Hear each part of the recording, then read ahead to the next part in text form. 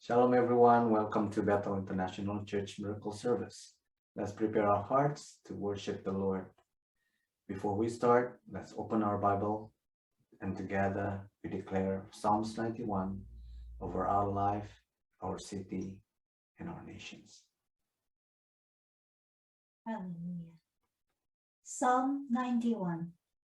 Safety of abiding in the presence of God.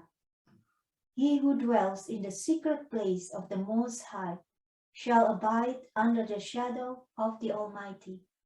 I will say of the Lord, He is my refuge and my fortress. My God, in Him I will trust. Surely He shall deliver you from the snare of the fowler and from the perilous pestilence. He shall cover you with His feathers, and under His wings you shall take refuge. His truth shall be your shield and buckler. You shall not be afraid of the terror by night, nor of the arrow that flies by day, nor of the pestilence that walks in darkness, nor of the destruction that lays waste at noonday. 1,000 may fall at your side, and 10,000 at your right hand, but it shall not come near you. Only with your eyes shall you look and see the reward of the wicked. Because you have made the Lord, who is my refuge, even the Most High, your dwelling place. No evil shall befall you, nor shall any plague come near your dwelling. For He shall give His angels charge over you, to keep you in all your ways. In their hands they shall bear you up, lest you dash your foot against a stone. You shall tread upon the lion and the cobra, the young lion and the serpent you shall trample underfoot. Because He has set His love upon me, therefore I will deliver him. I will set him on high, because he has known my name. He shall call upon me, and I will answer him. I will be with him in trouble. I will deliver him and honor him. With long life I will satisfy him and show him my salvation. Thank you, Lord. Amen.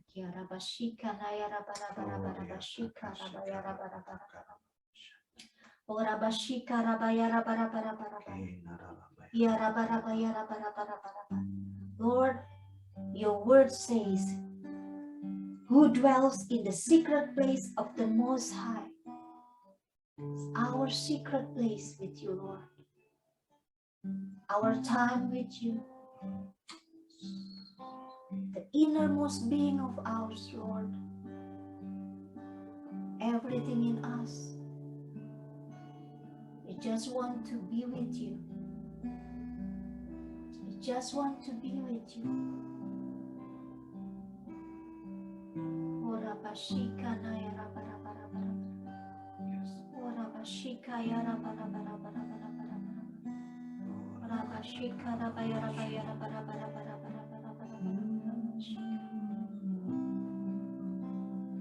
We want to give you everything, everything, because you deserve to get all the praises, all our honors.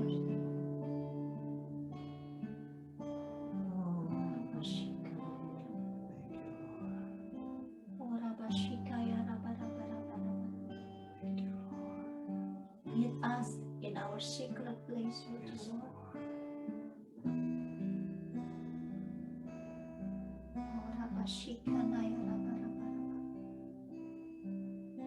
In this hour, when we want to spend our time with you, want to glorify your name, want to put everything on the altar. Yes, Lord. As a offering for you, Lord. Thank you, Lord. Thank you, Lord. We ask for your forgiveness for the sin that we know and we probably don't know. But you will reveal it to us. so we can confess our sin. And through the blood of Christ, Thank you. we are redeemed. Amen. Thank you, Lord. Thank you, Lord. In Jesus' mighty name we pray. Amen.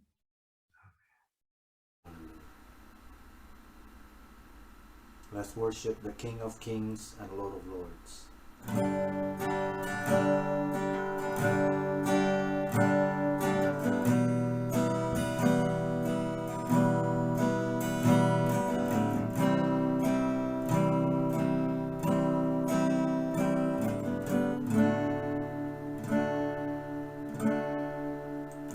All my words fall short.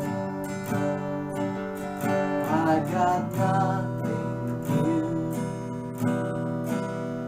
How could I express all my gratitude?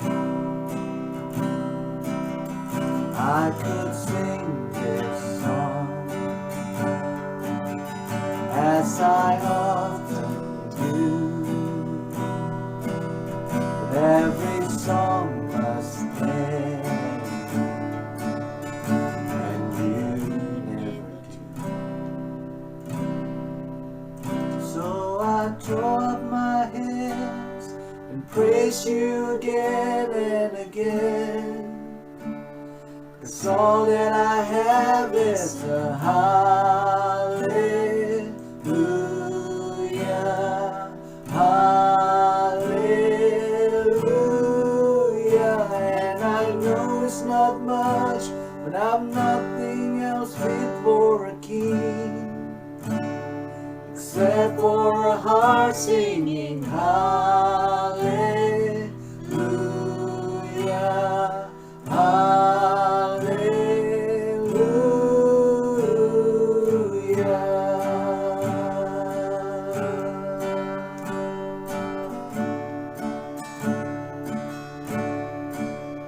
I've got one response, I've got just one move, with my arms stretched wide, I will worship you. So I throw up my hands and praise you again and again, 'cause all that I have is a hallelujah, hallelujah. And I know it's not much, but I'm nothing else fit for a king, except for a heart singing hallelujah,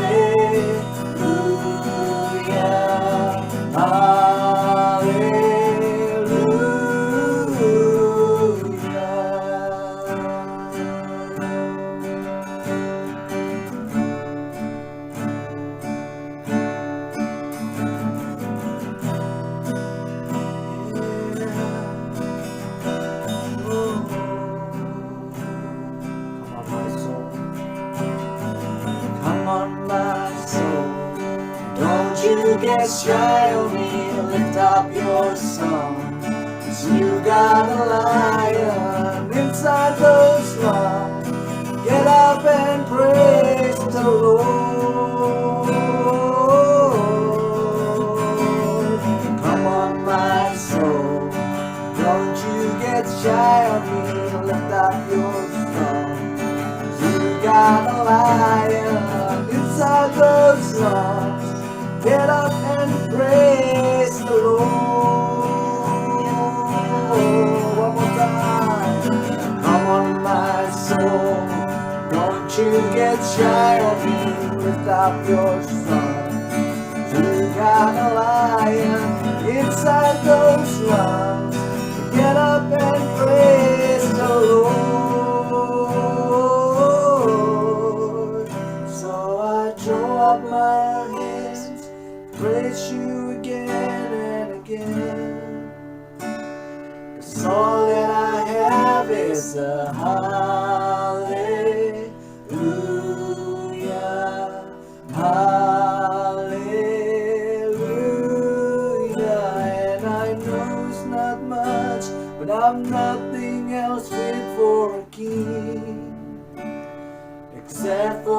heart singing hallelujah, hallelujah.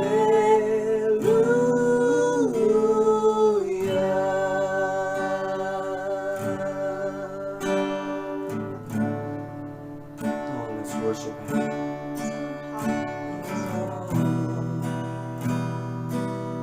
Let's lift up our hands and worship Him.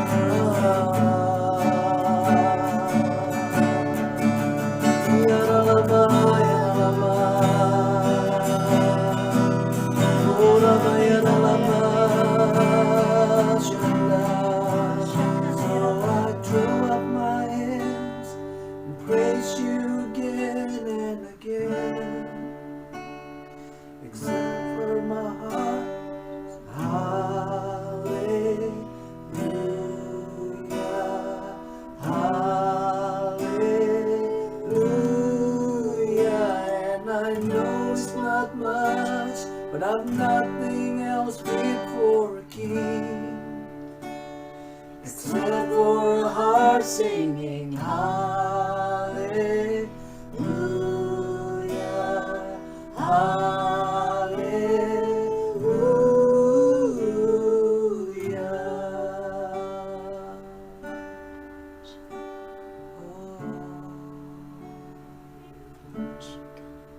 We sing for a king, a faithful king. Hosanna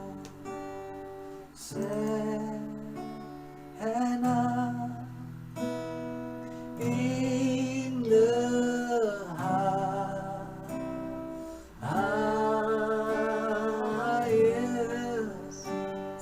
Let us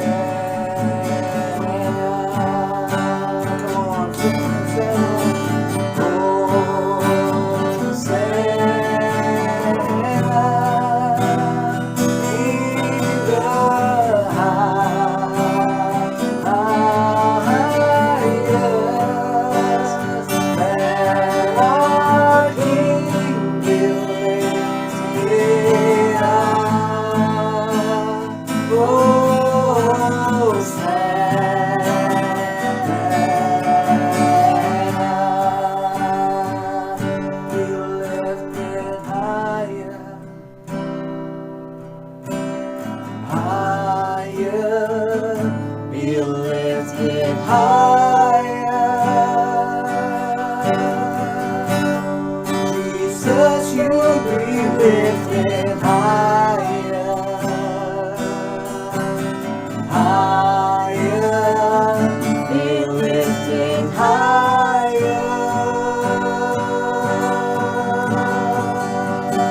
Let our King be lifted high.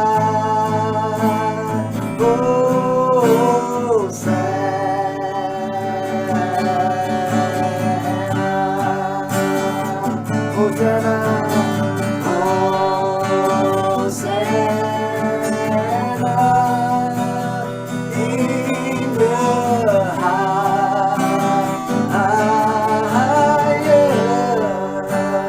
Let our King be lifted high.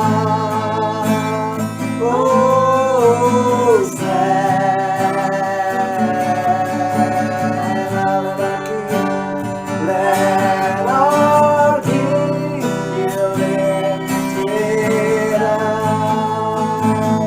Let our King be lifted up. One more time. Let our King be lifted up.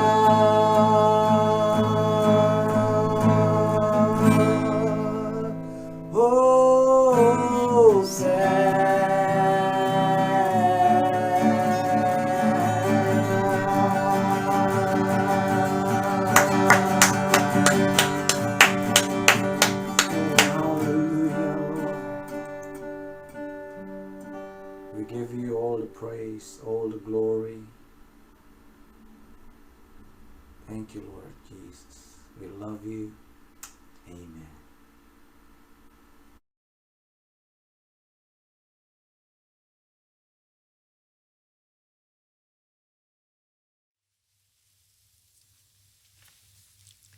Shalom semuanya. Tahun 2022 adalah tahun paradigma yang baru. The year of a new paradigm. Definisi paradigma menurut Kamus Besar Bahasa Indonesia adalah model dan juga kerangka berpikir. Definisi paradigma menurut Westminster Dictionary of Theological Terms adalah contoh, pola, model. Istilah ini sering dipakai untuk menunjukkan cara berpikir dalam teologi ketika bahan-bahan dikumpulkan dan diatur dalam satu pola atau cara tertentu seperti dalam doktrin. Tuhan Yesus memberikan ayat emas untuk tema ini, yaitu Yesaya 43 ayat 18 sampai dengan 21 dan Filipi 3 ayat 13 sampai dengan 14. Melalui ayat-ayat ini, Tuhan menuntun kita untuk memasuki tahun 2022 yang disebutkan sebagai tahun paradigma yang baru. Yesaya 43 ayat 18 dan 19 berkata, firman-Nya, janganlah ingat-ingat hal-hal yang dahulu, dan janganlah perhatikan hal-hal yang dari zaman purbakala. Lihat, aku hendak membuat sesuatu yang baru, yang sekarang sudah tumbuh. Belumkah kamu mengetahuinya? Ya, aku hendak membuat jalan di padang gurun dan sungai-sungai di padang belantara. Kalau kita melihat ayat-ayat sebelumnya, maka di situ Tuhan mengingatkan kepada bangsa Israel bahwa dulu mereka ditolong dari kejaran Firaun beserta pasukannya dengan mengubur mereka di Laut Merah. Tetapi sekarang, untuk membebaskan bangsa Israel dari Babel, Tuhan memakai cara yang lain, yang tidak sama dengan yang dulu dia lakukan. Tuhan berkata, janganlah ingat-ingat hal-hal yang dahulu. Janganlah perhatikan hal-hal yang dari zaman purbakala. Sekarang Tuhan membuat sesuatu dengan cara membuat jalan di padang gurun dan sungai-sungai di padang belantara, yang merupakan sesuatu yang mustahil dilakukan oleh manusia di zaman itu. Tetapi bagi Tuhan tidak ada yang mustahil. Katakan amin. Inilah yang disebut dengan paradigma yang baru. Sekarang Tuhan berbicara kepada kita semua bahwa memasuki tahun 2022, Tuhan akan menolong dan membebaskan kita dari masalah-masalah yang terjadi dalam seluruh aspek kehidupan kita. Apakah itu sakit penyakit, keluarga, pelayanan, bisnis, sekolah, masa depan, dan lain-lain dengan cara yang baru atau paradigma yang baru. Kita akan mengalami seperti yang terdapat dalam 1 Korintus 2 ayat 9 yang berkata, tetapi seperti ada tertulis, apa yang tidak pernah dilihat oleh mata, dan tidak pernah didengar oleh telinga, dan yang tidak pernah timbul dalam hati manusia, semua yang disediakan Allah untuk mereka yang mengasihi Dia. Ada 3 hal yang harus diperhatikan dalam memasuki tahun paradigma yang baru ini. Yang pertama, paradigma adalah inisiatif dari Tuhan sendiri yang perlu diresponi oleh umatnya. Ada bagian yang Tuhan perbuat dan ada bagian yang umatnya yang harus lakukan. Yang kedua, bagian Tuhan yaitu membuat sesuatu yang baru. Yang ketiga, bagian umat Tuhan yaitu melihat, mengetahui, dan menerima yang Tuhan buat.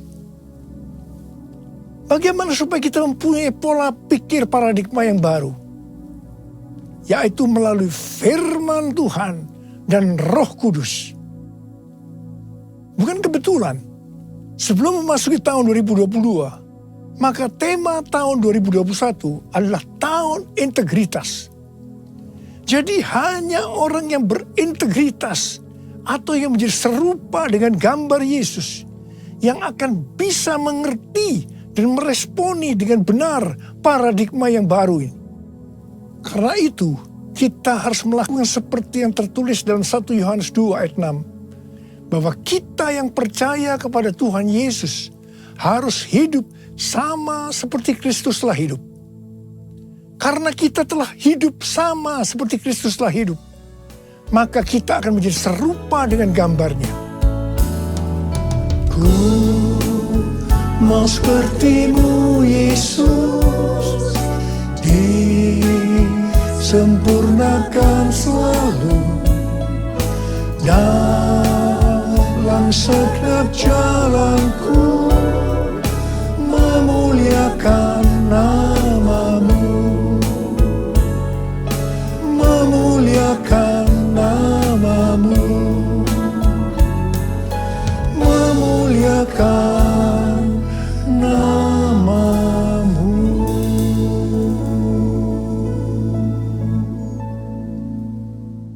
Rasul Paulus mengingatkan kita melalui Filipi 3 ayat 13 dan 14 yang berkata, saudara-saudara, aku sendiri tidak menganggap bahwa aku telah menangkapnya. Tetapi ini yang kulakukan. Aku melupakan apa yang telah di belakangku dan mengarahkan diri kepada apa yang di hadapanku. Dan berlari-lari kepada tujuan untuk memperoleh hadiah, yaitu panggilan surgawi dari Allah dalam Kristus Yesus. Kalau kita melihat ayat-ayat sebelumnya, di situ Rasul Paulus bersaksi bagaimana dia mengalami perubahan paradigma terkait dengan masa lalunya adalah karena pengenalannya akan Kristus Yesus. Jadi orang yang berjumpa dengan Tuhan Yesus seharusnya mengalami perubahan paradigma. Artinya memiliki paradigma yang baru.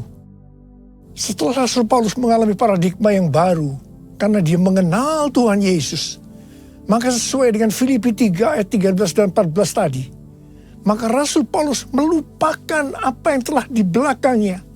Artinya melupakan apa yang pernah dilakukan dan mengarahkan diri kepada apa yang di hadapannya dan berlari-lari kepada tujuan.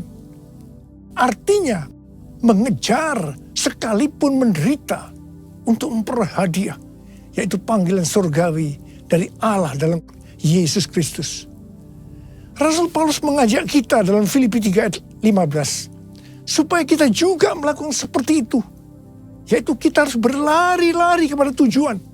Artinya mengejar sekalipun menderita untuk memperoleh hadiah berupa mahkota. Jadi kita juga harus berpikir, kita tidak hanya masuk surga saja, tetapi masuk surga dengan hadiah berupa mahkota. Yang mau katakan amin? Kalau kita membaca perikop Nabi Hagai pasal 1 sampai dengan pasal 2 ayat 1a, itu adalah ajakan untuk membangun bait suci. Tuhan berfirman melalui Nabi Hagai kepada Zerubabel bin Shealtiel, Bupati Yehuda, dan Yosua bin Yosadak, imam besar, untuk mengajak bangsa Israel membangun bait suci. Tuhan menegur bangsa Israel karena mereka hanya sibuk membangun rumahnya sendiri. Tetapi rumah Tuhan tidak dibangun dan tetap menjadi reruntuhan. Tuhan berkata kepada bangsa Israel, karena itu lihatlah keadaan dirimu. Kamu menabur banyak, tetapi membawa pulang hasil sedikit. Kamu makan, tetapi tidak sampai kenyang. Kamu minum, tetapi tidak sampai puas. Kamu mendapat upah, tetapi tidak pernah cukup. Karena seperti ditaruh dalam pundi-pundi yang berlubang. Yang artinya, kemungkinan banyak pengeluaran yang tidak terduga. Seperti sakit, dicuri, ditipu, dirampok, dan lain-lain. Teguran yang sama sekarang Tuhan berikan juga kepada kita. Karena hari-hari ini, banyak di antara kita yang sibuk membangun keperluan-keperluan kita secara jasmani. Sedangkan manusia rohani kita tidak dibangun. Tidak diperhatikan. Pertanyaannya, bagaimana dengan keadaan saudara? Apakah sama dengan bangsa Israel pada waktu itu? Tuhan berkata kepada bangsa Israel bahwa kalau mereka membangun rumah Tuhan, maka mereka akan diberkati baik secara jasmani maupun rohani. Demikian juga Tuhan berbicara kepada kita. Kalau kita membangun manusia rohani kita, sehingga akan menjadi serupa dengan gambar Yesus, maka Tuhan akan mencurahkan berkat secara jasmani dan rohani. Jadikan aku bait suci-Mu yang kudus dan yang tiada bercela. Jadikan aku mesbah doa-Mu bagi keselamatan bangsaku, bagi keselamatan bangsaku, bagi keselamatan bangsaku.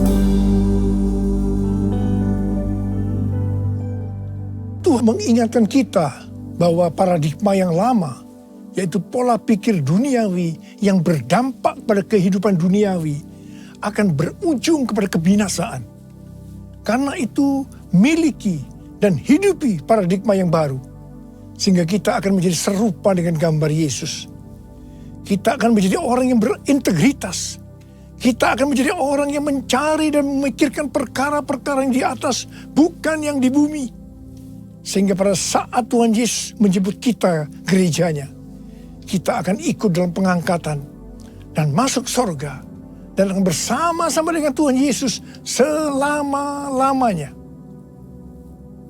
Kembali kepada ayat emas yang Tuhan berikan kepada kita dalam Yesaya 43 ayat 21 yang berkata, umat yang telah kubentuk bagiku akan memberitakan kemasyuranku. Tuhan akan menolong kita dalam seluruh aspek kehidupan kita untuk memasuki tahun 2022 dengan paradigma yang baru. Karena kita adalah umat Tuhan. Dan kita diminta untuk memberitakan kemasyuran Tuhan. Kita harus menyelesaikan amanat agung dalam era Pentakosta ketiga ini. Yang mau katakan amin? 1 Petrus 2 ayat 9 berkata, tetapi kamulah bangsa yang terpilih, imamat yang rajani, bangsa yang kudus, umat kepunyaan Allah sendiri, supaya kamu memberitakan perbuatan-perbuatan yang besar dari Dia, yang telah memanggil kamu keluar dari kegelapan kepada terangnya yang ajaib. Ingat, tugas utama kita adalah memberitakan perbuatan-perbuatan yang besar dari Dia. Tugas kita untuk menyelesaikan atau menuntaskan amanat agung. Kamulah bangsa yang terpilih, imamat rajani, bangsa yang kudus, umat kepunyaan Allah, untuk memberitakan perbuatannya yang memanggil engkau dari gelap pada terangnya yang ajaib. Arti imamat yang rajani adalah yang pertama, imam kepunyaan raja atau imam yang melayani raja. Jadi kita melalui Tuhan Yesus Kristus sudah menjadi imam di hadapan Allah. Yang artinya kita melayani Dia, Raja di atas segala raja, untuk taat kepada segala perintahnya, untuk menyenangkan hatinya. Dan arti yang kedua dari imamat yang rajani adalah status kita sebagai imam dan raja, sesuai dengan Wahyu 5 ayat 10 yang berkata, dan engkau telah membuat mereka menjadi suatu kerajaan dan menjadi imam-imam bagi Allah kita. Dan mereka akan memerintah sebagai raja di bumi. Semua ini terjadi karena sesuai dengan Wahyu 5 ayat 9 yang berkata, bahwa kita sudah dibeli dengan darah Yesus. Pertanyaannya, dibeli dari siapa? Sesuai dengan Kisah Para Rasul 26 ayat 18, bahwa sebelum kita percaya kepada Tuhan Yesus, kita di bawah kuasa iblis. Jadi kita dibeli dengan darah Yesus dari tangan iblis. Ingat, kita adalah milik Tuhan Yesus. Kita sudah dibeli dengan harga yang mahal, yaitu darah Tuhan Yesus. Setelah itu, Tuhan Yesus membuat kita menjadi suatu kerajaan. Dan kita menjadi imam bagi Allah kita. Dan memerintah sebagai raja di bumi. Memerintah sebagai raja di bumi itu artinya, yang pertama, menyatakan kuasa roh Allah seperti yang dilakukan oleh Tuhan Yesus dan mengusir setan, melenyapkan penyakit, menghardik badai. Jadi kita diberikan kuasa untuk melakukan hal-hal itu. Yang kedua, memerintah sebagai raja di bumi. Itu artinya menyatakan kehendak Allah dengan memberitakan keselamatan dan pengampunan dosa. Matius 16 ayat 19 berkata, kepadamu akan kuberikan kunci kerajaan sorga. Apa yang kau ikat di dunia ini akan terikat di sorga. Dan apa yang kau lepaskan di dunia ini akan terlepas di sorga. Dan yang ketiga, memerintah sebagai raja di bumi itu artinya memerintah sebagai raja di bumi bersama Kristus dalam kerajaan 1000 tahun. Wahyu 20 ayat 6 berkata, berbahagia dan kuduslah ia yang mendapat bagian dalam kebangkitan pertama. Kematian yang kedua tidak berkuasa lagi atas mereka. Tetapi mereka menjadi imam-imam Allah dan Kristus.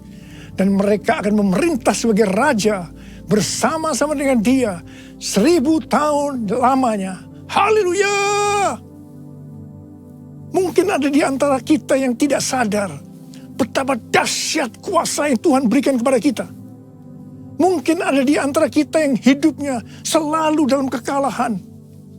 Mungkin dalam masa pandemi ini terlalu banyak masalah-masalah yang kita hadapi. Sehingga ada yang tawar hati. Dan Tuhan ingatkan kepada kita dalam Amsal 24 ayat 10 yang berkata, jika engkau tawar hati pada masa kesesakan, kecillah kekuatanmu. Bangkitlah dan ingatlah bahwa kita adalah imamat yang rajani. Yang artinya kita adalah imam-imam bagi Allah kita. Dan kita memerintah sebagai raja di bumi ini. Kita harus senantiasa hidup dalam kemenangan. Haleluya! Taruh tangan kanan saudara di dada saudara. Katakan bersama saya. Akulah bangsa yang terpilih, imamat rajani, bangsa yang kudus, umat kepunyaan Allah, untuk memberitakan perbuatannya yang memanggil aku dari gelap pada terangnya yang ajaib. Haleluya!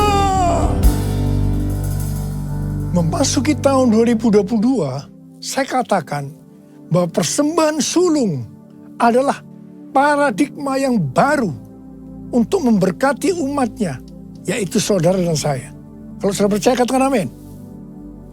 Amsal 3 ayat 9 dan 10 berkata, muliakanlah Tuhan dengan hartamu dan dengan hasil pertama dari segala penghasilanmu, maka lumbung-lumbungmu akan diisi penuh sampai melimpah, limpah, limpah, dan bejana pemerahanmu akan meluap dengan air buah anggurnya.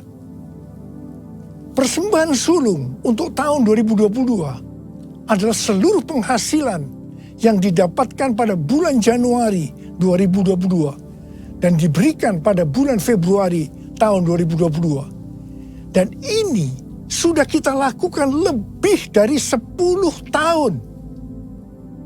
Persembahan sulung adalah hasil pertama yang merupakan hasil terbaik secara kualitas dan kuantitas. Hasil pertama dari gaji kita, bukan sisa-sisa. Ini merupakan referensi dari catatan Amsal 3 ayat 9 dan 10 dari The Apologetics Study Bible dan catatan Alkitab Penuntun Hidup Berkelimpahan seri Life Application Study Bible versi Injili. Dalam Alkitab, Tuhan Yesus sendiri yang menyinggung tentang memberikan persembahan dari seluruh penghasilan dari seorang janda miskin dalam Markus 12 ayat 41 sampai 44. Di sini Tuhan Yesus berkata kepada murid-muridnya, aku berkata kepadamu, sesungguhnya janda miskin ini memberi lebih banyak daripada semua orang yang memasukkan uang ke dalam peti persembahan. Sebab mereka semua memberi dari kelimpahannya. Tetapi janda ini memberi dari kekurangannya. Semua yang ada padanya, yaitu seluruh nafkahnya.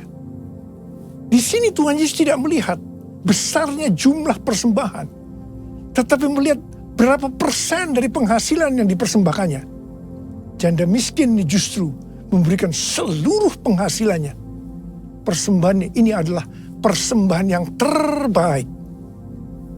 Tuhan Yesus memberikan yang terbaik kepada kita, yaitu nyawanya. Karena itu, kita harus memberikan persembahan yang terbaik buat Tuhan Yesus. Memang, persembahan sulung ini bukan suatu paksaan, tetapi merupakan ekspresi ucapan syukur atas kasih, berkat, penyertaan, dan pertolongan Tuhan. Akhirnya, uraian ini saya tutup dengan Amsal 11 ayat 24 dan 25 yang berkata, ada yang menyebar harta, tetapi bertambah kaya. Ada yang menghemat secara luar biasa, namun selalu berkekurangan. Siapa banyak memberi berkat, akan diberi kelimpahan. Siapa memberi minum, ia sendiri akan diberi minum. Saya berdoa agar setiap kita bisa memahami dan menghidupi paradigma yang baru. Mari saya ajak saudara untuk mengangkat tangan kita. Dan kita nyanyikan lagu ini bersama-sama. Aku percaya berkat-Mu atasku melimpah. Kebajikan, kemurahan selalu mengikutiku. Ku puji, ku sembah Kau Tuhan. Aku percaya Tuhan. Aku percaya berkat-Mu atasku melimpah. Kebajikan, kemurahan selalu mengikutiku. Ku puji, ku sembah Kau Tuhan. Ku puji, ku sembah Kau Tuhan. Ku puji, ku sembah Kau Yesus. baba shalala kana matakara bara bara bara bara bara bara. Oh ya la la bara bara bara bara bara bara bara bara. Oh ya la bara bara. Oh rana bara bara bara bara bara bara bara bara bara. Ya Tuhan, ya Tuhan, kami memasuki tahun paradigma yang baru. Tuntun kami semua Tuhan, tuntun kami untuk bisa memahami dan menghidupi paradigma yang baru itu Tuhan. Berkat-Mu melimpah buat anak-anak-Mu, kami percaya Tuhan. Kami terima berkat-Mu, kami terima berkat-Mu, terima berkat Tuhan saat ini. Terima. Oh raba-laba-laba-laba. Oh raba-laba, terima kasih Tuhan. Ku puji, ku sembah Kau Tuhan. Ku puji, ku sembah Kau Tuhan. Ku puji, ku sembah Kau Yesus.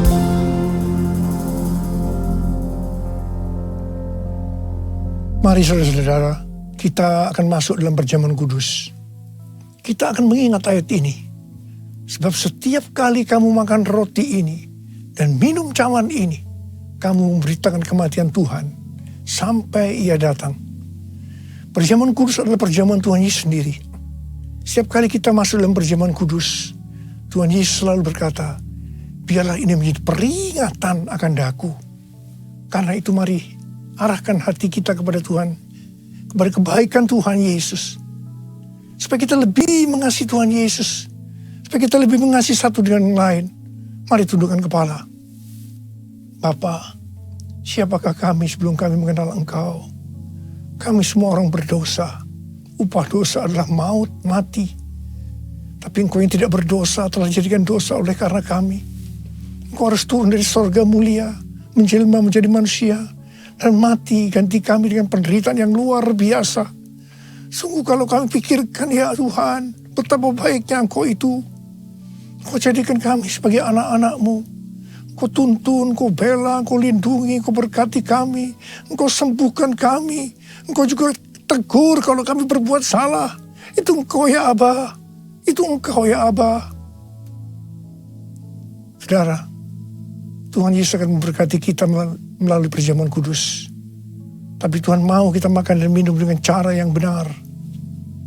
Mari, setiap kita introspeksi. Lihat keadaan diri masing-masing. Jangan menyimpan dosa. Kalau Tuhan ingatkan ada dosa yang harus kita selesaikan saat ini, langsung kita minta ampun. Ampuni kami Tuhan. Ampuni ya Tuhan. Ampuni. Tuhan, ampuni kami semua. Ampuni kami semua ya Tuhan, ampuni. Terima kasih ya Bapa. Kami akan masuk dalam perjamuan kudus dengan hati yang penuh ucapan syukur. Dalam nama Yesus kami berdoa. Amin. Sekarang mari saya ajak saudara untuk mengangkat roti di tangan kanan kita tinggi-tinggi. Sebab apa yang telah kuteruskan kepadamu telah aku terima dari Tuhan. Yaitu bahwa Tuhan Yesus pada malam waktu yang diserahkan mengambil roti. Dan sesudah itu ia mengucap syukur atasnya. Ia memecah-mecahkannya dan berkata, inilah tubuhku yang diserahkan bagi kamu. Perbuatlah ini menjadi peringatan akan aku. Sebagai kasih Tuhan, bukankah roti yang kita pecah-pecahkan ini adalah persekutuan kita dengan tubuh Kristus? Mari kita makan dalam nama Yesus.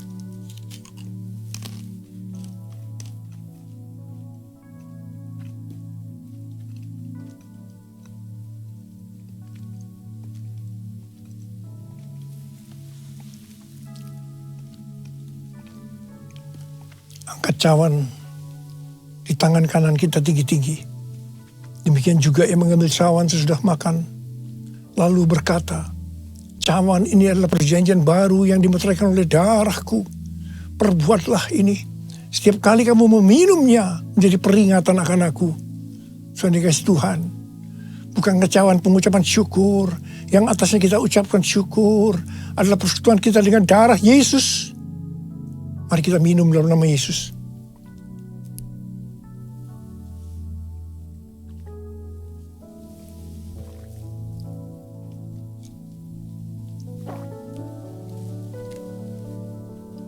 Mari kita angkat tangan kita, ucapkan syukur. Dengan suara, jangan diam. Ucapkan terima kasih, ucapkan syukur. Ya Tuhan, terima kasih. Kami bersyukur ya Tuhan, kami bersyukur. Oh raraba ya raraba shandera gana malabaraba. Oh terima kasih buat kebaikan-Mu ya Tuhan. Oh raraba raraba raraba. Tuhan terima kasih. Terima kasih ya Abba, terima kasih Kau melihat anak-anak-Mu. Mereka sedang membutuhkan Tuhan hari-hari ini Tuhan. Hari-hari di tengah Omikron yang mulai mengganas di Indonesia. Hamba-Mu akan perkatakan, hai Omikron, dalam nama Yesus, diam, tenanglah. Diam, tenanglah. Diam, tenanglah. Bapa, Engkau memberikan anak-anak-Mu sehat. Tidak terpapar ya Tuhan. Berkati anak-anak-Mu. Tidak ada yang berkekurangan. Semua dicukupkan. Malah berkelimpahan dalam berbagai kebajikan. Tuhan terima kasih. Terima kesembuhan. Terima berkat Tuhan. Terima.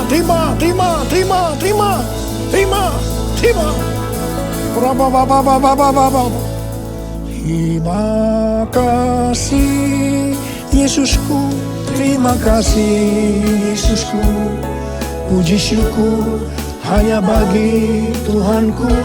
Terima kasih Yesusku. Terima kasih Yesusku. Puji syukur hanya bagi Tuhanku. Terima kasih ya Tuhan. Terima kasih Yesusku. Terima kasih Yesusku. Puji syukur hanya bagi Tuhanku. Terima kasih Yesusku. Terima kasih Yesusku. Puji syukur hanya bagi Tuhanku. Puji syukur hanya bagi Tuhanku. Puji syukur hanya bagi Tuhanku.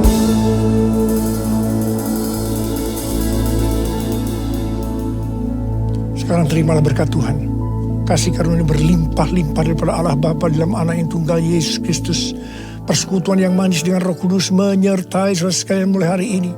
Sampai Tuhan Yesus datang menjemput kita di awan-awan dan bahkan sampai selama-lamanya.